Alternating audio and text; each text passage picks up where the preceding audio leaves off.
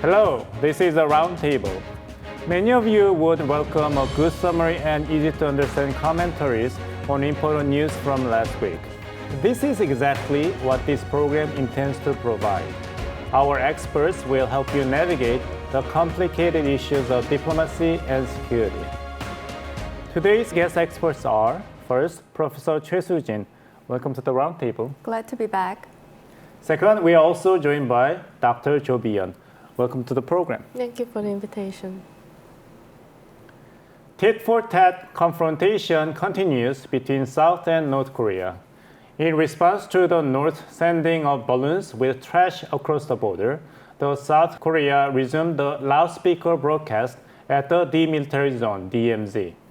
Things are standing still for now after North Korea threatened to take new retaliatory action. Professor Che, I'm sorry to ask you this distasteful question about trash, but what was your experience with the North Korean balloons containing trash and other things? Well, I think this tit-for-tat is highlighting the current tension between the two Koreas. The communication channel has been cut off, and the September 19th inter-Korea military agreement has been suspended, which means there is no buffer zone between the two Koreas. And under this circumstance, if the North Korea keeps sending those balloons and South Korea reacting to it in this way, I think the military tension will escalate. And some people are even concerned that if the defectors are sending the reflect-carrying balloons to North Korea, then it will provoke North Korea even more. And they are also blaming the Yoon government for allowing them to do it under the name of the freedom of speech. And on the flip side, there are other people who believe that the North Korea is trying to stir the tension on the peninsula. And they think that the South Korean government has to be more prepared militarily.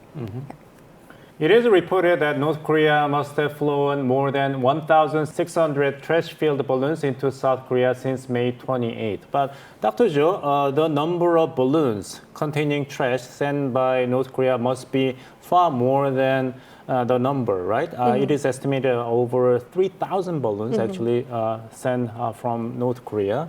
And we expected that those balloons would contain only, propaganda leaflets criticizing Yoon Suk-yeol government, South Korea and whatnot. But trash? What does North Korea intend to achieve here? Yes, I think their intention and choice of balloons can be inferred from their recent statements. According to Kim Yo-jong's statement on June 9th, what she says there is that they are sending the trash in response to what she calls political propaganda trash sent by the North Korean defectors.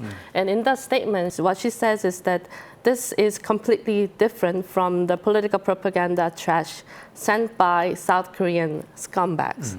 And she says this is a modest response that is legitimate and very low-level reactive action. I think from these statements, what we can infer are two things. One, North Korea is trying to send a kind of metaphoric message, calling the political propaganda leaflets as trash. They're responding with trash. And then second thing, I think they are trying to establish some kind of proportionality in their response. What Kim Yo-jong is really stressing here is that although South Korea sent those political propaganda trash, we did not send them, but we sent a low-level reactive containing not the leaflets, but only trash. So here she's trying to establish a kind of justification for their actions. But here I must add that there is no case of such justification, mainly for two reasons. One, this is a coordinated state action against the things that are conducted by South Korean non-governmental civilians. And second, as you said, the number of balloons have been a lot. And they have been sent across the border to unspecified targets, which means it includes the civilians. There's absolutely, I think, no case for justification. Right. The South Korean government and military estimated the number of balloons actually sent from North Korea is more than 3,000, right? And I know a friend of mine who actually witnessed the balloon himself when he was walking the dog. In front of his apartment, there was a balloon. The dog was sniffing it. In response, the Yoon Suk-yeol of South Korea suspended the 2018 Inter-Korean military agreement you mentioned, Yes. and resumed very briefly the loudspeaker campaigns across the DMZ toward North Korea. Are these measures effective? Well, back to August 2015, when the North Korea provoked with the explosion, the landmine explosion in Yes. the DMZ, South Korea resumed the loudspeaker broadcast. And to stop that broadcast, it was the North Korea who actually proposed the talk first, and they accepted most of the demands made by the South Korea. And there has been some cases that the North Korean soldiers were crossing over to South Korea after hearing the broadcast. And as far as I know, the MZ generation in North Korea, they are really into the K content. So the North Korea regime might feel kind of a difficulty in controlling the ideological education, I think. So considering all these aspects, it's really hard to say the loudspeaker broadcast does not have no impact at all on North Korea. But considering that the North Korea is currently experiencing the economic crisis, I think this sort of reaction of South Korea will back them into the corner and even create the vicious cycle. I think that while South Korea have to respond to the North Korea balloons, but we have to avoid some emotional reaction to it because it can create any unexpected repercussion to South Korea as well. Right. Avoiding emotional reactions to contain the situation. I agree with that because the reason why North Korea overreacted. Imagine that North Korea sending balloons with trash. That's overreaction. That paradoxically indicates that that's where North Korea really hurts, right? To explain the overreaction by North Korea. Yeah. At the same time, the North conducted GPS jamming attacks, which significantly disrupted South Korean fishermen's operations near the Northwest Islands in the West Sea. According to a public opinion survey released by domestic research companies on last Thursday, far more people regarded cyber attacks and North Korean military provocations as the largest threat to South Korean national security than those citing contagious diseases and food supply. So, Dr. Jo, what does this indicate? I think the results very well reflect the current security situation of South Korea. North Korea's military provocation is, of course, the number one top threat to the South Korean public. And as you mentioned, the GPS jamming, I think it is a very serious attack because it not only causes inconvenience of the fishermen, but it endangers them for misleading them into areas like NLL, which North Korea claims to be there. So it's a very dangerous attack against, including the civilians. It's very important. And then to just drop some numbers for the cyber attacks from North Korea has been very prevalent. And I found a report from UN that in February 2024, the United Nations, according to their monitoring, they say that there have been more than 58 suspected cyber attacks launched by North Korea from 2017 to 2023, and the revenues from that amounted to about $3 billion US dollars. So the reality, I think, is reflective from the results. Wow. $3 billion US dollars. Yes. Right. North Korea carried out conventional military provocations as well. Late last month, it disclosed a video footage of an artillery firing drill involving 18 super large multiple rocket launchers. Besides, recently, dozens of North Korean soldiers briefly crossed the Military Demarcation Line, the inter-Korean land border, into the south, armed with axes and pickaxes. But they retreated after the South fired warning shots. So, Dr. Jo, what were the main motivations behind these series of provocations waged by North Korea? I think there are at least two undercurrents here. Number one is North Korea's policy change. In January, we all saw how Kim Jong-un declared that South Korea and North Korea are in hostile relations, adversary relations. And no longer brothers and sisters sharing the same bloodline. Right, and he said that he will rewrite the constitution to eliminate the phrase on shared statehood. Right. And what he also said then was that he will take step-by-step measures to separate the borders between South and North. And so I think the artillery fires at the border and the MDL incursions all reflect North Korea's attempt to really break the borders between South and North. And then the second undercurrent here is, I think, a mix of everything of what they have been doing so far. The MDL incursion, for instance, happened 5 hours before South Korea reinstalled the loudspeakers. So Right. it could be tied to this loudspeaker and leaflet tit-for-tat response between the two Koreas.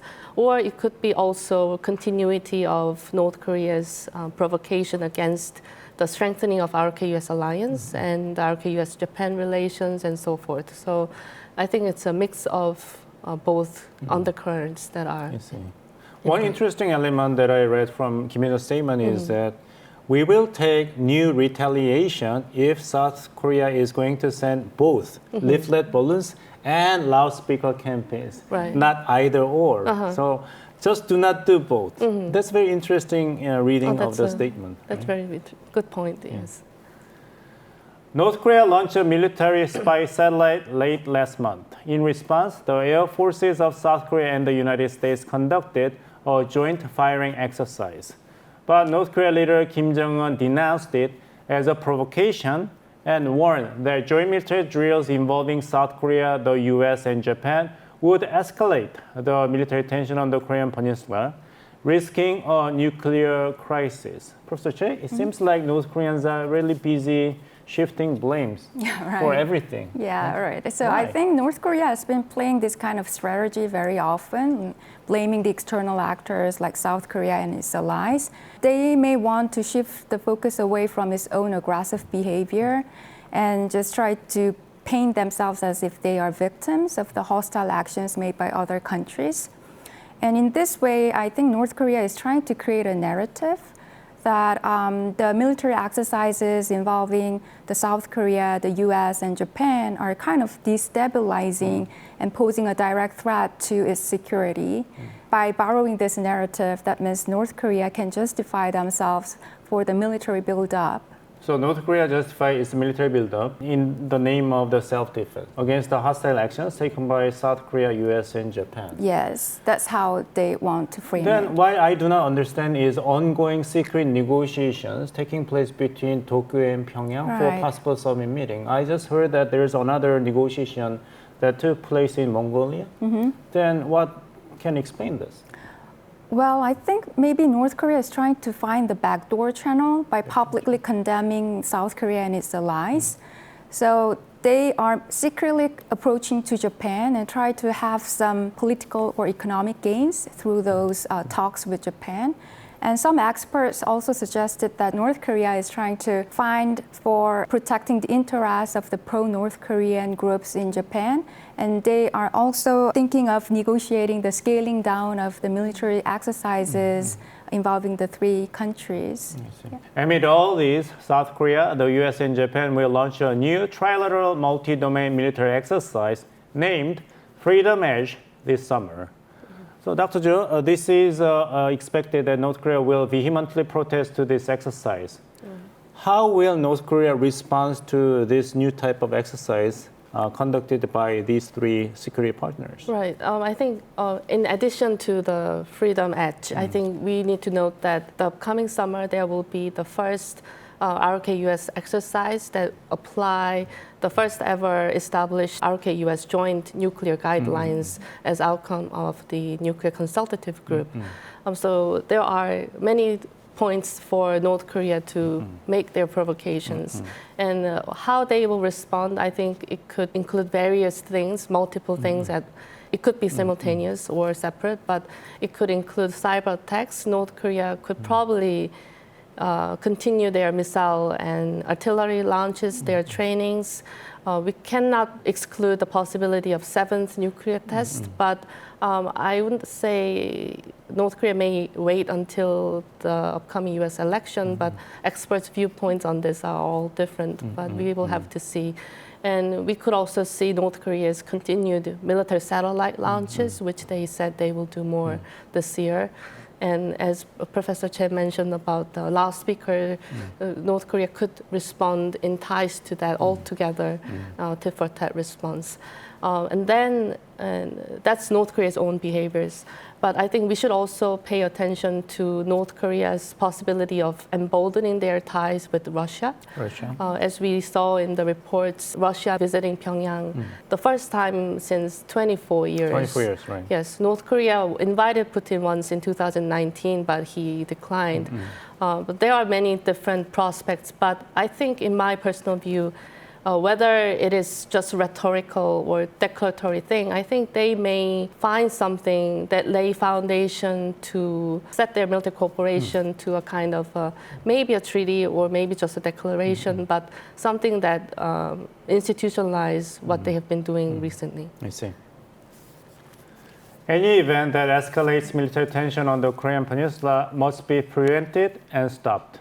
It remains to be seen how North Korean regime will decide upon further provocation this summer. Let's change the topic. It is undeniable that public agencies' promotional materials were somewhat boring and, flavorless, but they are rapidly changing with YouTube. Please take a look at the video clip.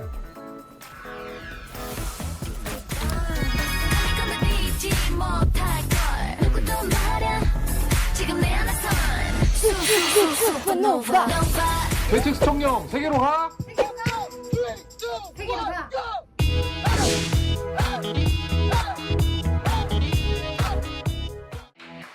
Internet users are giving explosive responses, departing from the stereotype that public agencies' promotional videos are dull and boring. A new type of publicity campaigns, funny and informative, is emerging. Every video becomes an instant hit, a rising star on YouTube. Here is Miss Train Driver of the Korea Railroad Corporation. 안녕하십니까. 코레일의 홍보요정 미스기 간사 강하영입니다. 반갑습니다. Not only appearing in shorts, she is also involved in other steps of the video making process from planning to filming and editing. She is fascinating young viewers with her youthful ideas and comical performances. We asked her some questions about her promotional contents. 이게 공식 영상이 맞냐라는 댓글이 많더라고요. 그만큼 저희가 홍보의 틀을 깨고 있다고 생각을 하고요. 직원분들도 응원 댓글이나 메시지를 많이 남겨주고 계셔가지고 너무 감사한 마음입니다. 저희는 SNS 팀으로 운영되고 있어요. 그래서 기획회의를 통해가지고 팀원들의 톡톡 튀는 아이디어와 유행하는 그런 영상들을 참고해가지고 영상을 촬영하고 있습니다.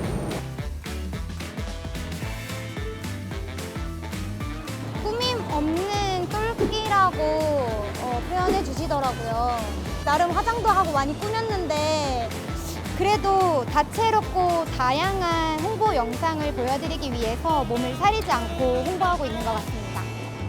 Since Korail's social media team began posting shorts, including Miss Train Driver, they are seeing a jump both in subscribers and views for Korail TV on YouTube.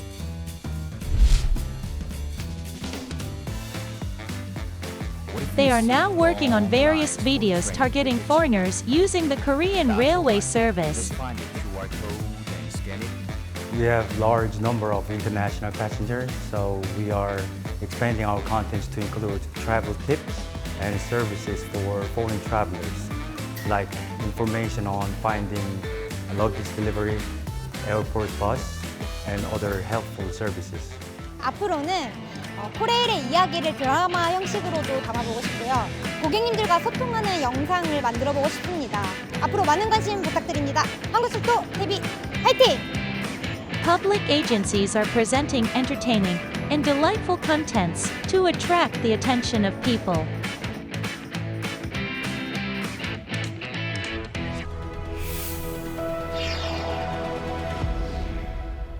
Miss Train Driver is what Miss Kang is called. She has lots of talents and lots of fun. In the past, local governments and public agencies introduced mascots, held festivals, or selected promotional ambassadors for promotion and public relations. Now, it seems they are all jumping the bandwagon to take advantage of YouTube. Dr. Jo, there must be a good reason for these state agencies to break away from the previous strategy and move on to the new platforms of advertisements. Yes, I think first of all, it's the cost. It's much cheaper than the traditional ways of advertisements. You can get access to not just your country people, but to the global citizens by just uploading on YouTube. So it's on the social media network. Yes, right? it's very effective. And then second of all, I think all the local agencies, their primary concern is not only getting the support and being recognized by the public, but really getting the workforce to their agencies and keeping them there. And so if you are trying to communicate to younger generation to come to their workplace, especially for military services, for instance, I think their more younger MZ approach is very important to attracting them. I see. In short, social media is an effective promotional tool to catch the public eye. It is not too much to say that social media has become an indispensable part of our daily lives. Professor Che, what is the main attraction of the so-called shorts on the social media? Well, the reason that the shorts has become so popular is because it is packing all the audio-visual elements within a short video clip. So it just provides instant stimulation and excitement. And since it's too short, it has a clear beginning, middle, and end. That means it can satisfy the information needs of the people and curiosity really quickly. And currently, we are living in the age flooded with information and content. That means we are in the attention economy. So what has become scarce is not anymore the information resources, but our own cognitive resource, which means our attention. So even if there is really good information out there, if it fails to grab our attention, it just disappears.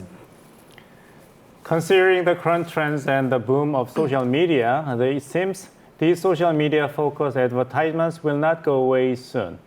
But there are also negative effects of social media advertisements. Professor Che, there must be some concerns for these state agencies to increasingly rely upon social media as an outlet. Well, if the content is not fun or interesting, nobody will watch it on social media, right?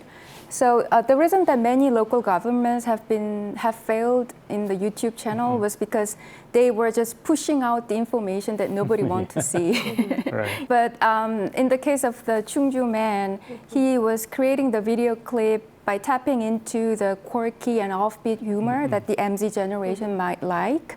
So by seeing this successful case, many local governments are trying to create their content exciting and interesting and attention-grabbing. So one way they are going is that they are using the provoking content and relying heavily on the YouTube influencers. And I think this kind of efforts will increase the number of views in the short term. But if we think of the long term, I think it would not necessarily contribute to enhancing the image of their local community.